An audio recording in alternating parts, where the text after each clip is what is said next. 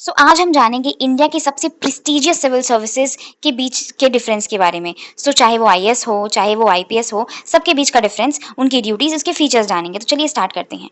तो पहला आता है आईएएस, इंडियन एडमिनिस्ट्रेटिव सर्विसेज। इसका मतलब क्या होता है? सिंपल सा मतलब है कि जो भी गवर्नमेंट पॉलिसी बनाती है उनको जमीन पर लागू करने का सबसे बड़ा काम कौन करता है? IAS officer.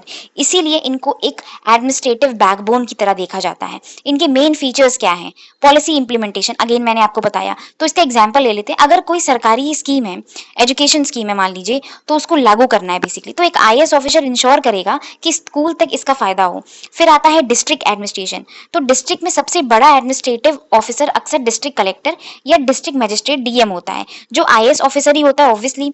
फिर उनका काम क्या होता है? लॉ एंड ऑर्डर को मेंटेन करना, इलेक्शन कंडक्ट करवाना, इलेक्शन में बेसिकली, ताकि इलेक्शन स्मूथली हो, पब्लिक प्रॉब्लम को सॉल्व करना, जो इश्यूज वगैरह होते हैं बेसिकली। फिर आता है हाईएस्ट अथॉरिटी। एक एक्सपीरियंस आईएएस जो बनता है वो एक्सपीरियंस हो जाता है, तो उसकी जो हाईएस्ट पोस्ट होती है ना, वो कैबिनेट सेक्रेटरी होती है। मतलब इंडिया का सबसे हाईएस्ट सिविल सर्वेंट पोस्ट होती है ना। अब इनकी ड्यूटीज क्या होती है? पब्लिक वेलफेयर को मैनेज करना, ठीक है। डिजास्टर मैनेजमेंट, सबसे बड़ा रोल इनका, ड्यूटीज जो की रोल होता है डिजास्टर मैनेजमेंट करना, चाहे वो फ्लड हो, अर्थक्वेक हो, पेंडेमिक जैसी सिचुएशंस में IAS officer rescue relief operation संभालते हैं। फिर आता है आपका लैंड रेवेन्यू और गवर्नमेंट फाइल्स, जमीन से जुड़े रिकॉर्ड्स, लैंड रेवेन्यू और इंपॉर्टेंट गवर्नमेंट फाइल्स हैंडल करना, ये सारे इनके काम में आते हैं। अब आता है, आगे चलते हैं, हमारे आईपीएस ऑफिसर, मतलब इंडियन पुलिस सर्विस, ठीक है। अब देश के कानून और सुरक्षा बनाए रखने का काम करते हैं बेसिकली, ठीक है। इनका मेन रोल क्या होता है? क्राइम कंट्रोल, पब्लिक सेफ्टी और इंटरनल सिक्योरिटी का होता है। अब इनके मेन फीचर देख लेते हैं। सबसे पहला फीचर क्या है? इंटरनल सिक्योरिटी, मतलब अपने सिटीजन को जो है प्रोटेक्ट करना इंटरनल थ्रेट से, जैसे कि naxalism, riots, cyber threats, terrorism even, ठीक है। फिर आता है क्राइम प्रिवेंशन, मतलब क्राइम होने से रोकना और क्रिमिनल्स को पकड़ लेना बेसिकली। तो आईपीएस ऑफिसर एक क्या करता है? इन्वेस्टिगेशन करवाता है, ठीक है। क्रिमिनल एक्टिविटीज कंट्रोल करता है, पुलिस ऑपरेशन सुपरवाइज करता है बेसिकली, चाहे वो रॉबरी हो, मर्डर हो, साइबर फ्रॉड हो, है ना। फिर आता है पुलिस लीडरशिप, मतलब आईएएस ऑफिसर स्टेट्स और सेंट्रल पुलिस फोर्सों को लीड करता है, चाहे वो जैसे कि एसपी, डीआईजी, आईजी, डीजीपी, यानी पूरी पुलिस मशीनरी को मैनेज करना आईपीएस का काम होता है। ये आपको याद रखना है।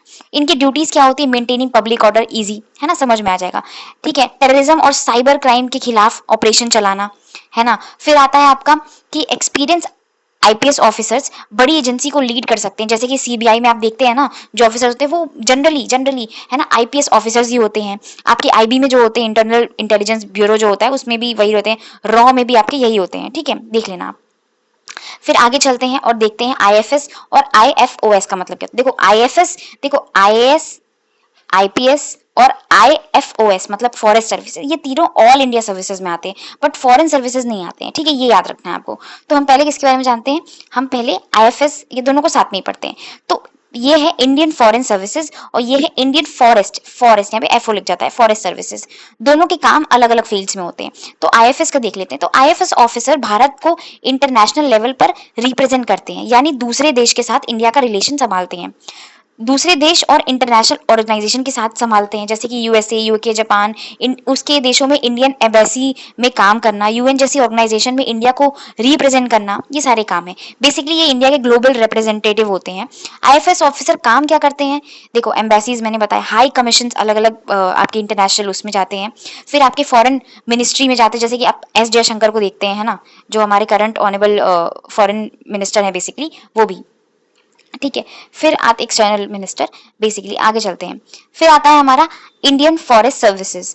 तो इंडियन फॉरेस्ट में क्या होता है कि देखो फॉरेस्ट नाम से समझ में आ रहा है, तो ये फॉरेस्ट ऑफिसर्स होते हैं बेसिकली। इनका मेन फोकस क्या होता है? Forest conservation, wild life protection, environmental balance करना, जंगलों और एनिमल्स को बचाना बेसिकली, है ना। जैसे कि आपकी स्कीम है जो टाइगर वाली स्कीम, तो उसमें टाइगर का प्रोग्राम जो है, स्कीम जो है, पॉलिसी कैसे इंप्लीमेंट हो रही है, ये सारी चीजें इनके हाथ में होती है।